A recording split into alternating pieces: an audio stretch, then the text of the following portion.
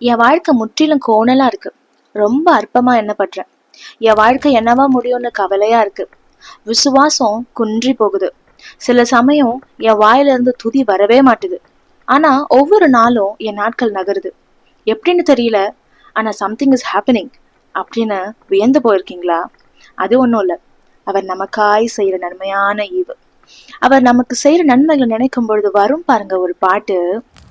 ராஜா நீர் செய்த நன்மைகள் என் திராணிக்கும் மேலானதே, தயவால் பெற்றேன் தகப்பனே நன்றி, தயவால் பெற்றேன் தகப்பனே நன்றி.